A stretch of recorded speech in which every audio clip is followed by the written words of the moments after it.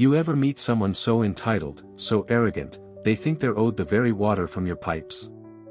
Yeah, that was my neighbor. He stole from me for 3 years. But when I found out what he was doing, I didn't scream. I didn't fight. I didn't even touch him. All I did was turn off my water. And what happened next? It ruined his entire life. If you've ever been wronged by someone who thought they could just take and take without consequence, hit that like button and subscribe. This story is for anyone who's ever dreamed of getting sweet, satisfying revenge, without even breaking a sweat. I just bought a new house in the capital city of an Asian country, my hometown, but one I hadn't lived in for years. The place was a fixer-upper, abandoned mid-renovation by family friends who had left the country. Because they needed cash urgently and I was family, I got it at a steal. Sounds like a dream, right? Not quite. The house was neglected. No front gate. No proper door lock. Just a padlock securing the entrance like it was some cheap tool shed. The first day I moved in, there was a stranger's motorcycle in my garage. No joke. I wheeled it out to the curb and had a proper gate installed by nightfall. That evening, someone came banging on my gate. I peeked through the window. It was an old man, looking furious. But I didn't open the gate. After 15 minutes of huffing and pacing, he left with his bike. Welcome to the neighborhood, I guess. But that wasn't the end. I noticed people still thought my home was abandoned. Cars would block my gate, deliveries would be dumped at my door. So I put up a "No parking" sign, solved that. Still, something didn't sit right. Especially about that neighbor. The old man with the 3-story house right next door. He lived on the bottom floor and rented out the other 2. My friends, the previous owners, had warned me about him. Said he was bitter about the house being sold. Thought he had some kind of claim on it, even though it wasn't his. He didn't say a word to me. Just watched. Stared. Like the kind of guy who thinks his silence is intimidating.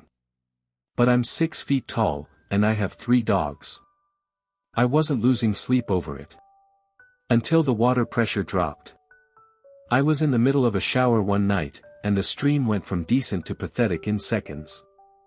I thought it was the pipes, this house had problems. But then, I heard something. A low mechanical hum, coming from next door. His water pump. Now here's how it works in our country, we need pumps to move public water into tanks on the roof. It's a daily thing, everyone's used to it. But the timing was suspicious. So I waited. I waited for his pump to turn off. Then I turned on the taps again. And what do you know? Full pressure. Back to normal. That's when it hit me. This guy, this grumpy old man who hated that I bought this house, had been siphoning water from my line. And it wasn't recent. The water bills had always been oddly high, even though the house was unoccupied. We blamed leaks before. But now, it all made sense. I didn't know exactly where he tapped in, but he definitely had. Probably years ago, when the house was empty and the front gate was just a formality. I felt violated. Not because of the cost, it's pennies, honestly. Washing my dogs, the car, the garden, it barely makes a dent. But it wasn't about the money. It was about the audacity. The sheer arrogance to help himself to what wasn't his, and expect no one would ever notice. I wanted revenge. Not petty revenge. Not violent revenge. I wanted karma, precise and devastating. And all I had to do, was turn a valve. See, I knew how water tanks and pumps worked here. If his pump didn't get water, it would keep running. The ball valve would stay open, trying endlessly to refill the tank. That meant the pump would overheat, or worse, burn out. So I waited. Monday night. I heard the familiar click of his pump spinning up. And I smiled. I walked outside, and turned off my main water supply. Then I waited. What I didn't expect was just how badly this would backfire, for him. That ancient house of his had wiring from the 1990s. His pump running dry for hours pulled electricity non-stop, tripping fuses, overloading circuits. At around 3 a.m., I heard it, chaos.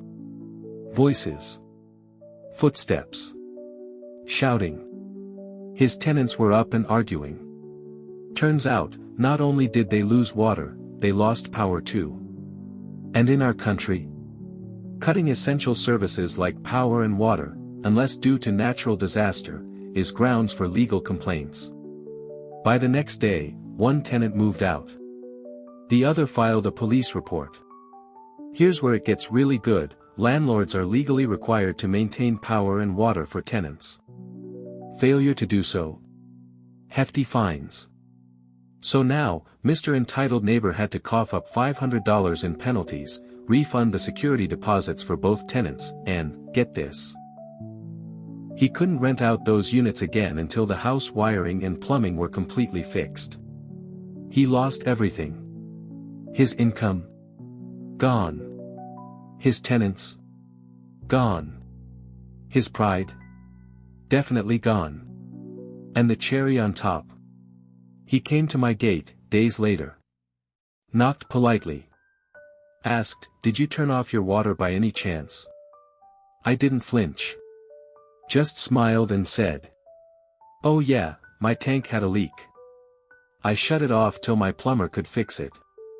He stood there. Stone-faced. But I saw it in his eyes. The twitch of his jaw. The slight curl of disappointment. He knew. But he also knew, there was nothing he could do. This wasn't illegal. I didn't step on his property. I didn't tamper with anything. I just stopped the theft. Now he's moving out. Can't afford the repairs. He's going to live with his daughter.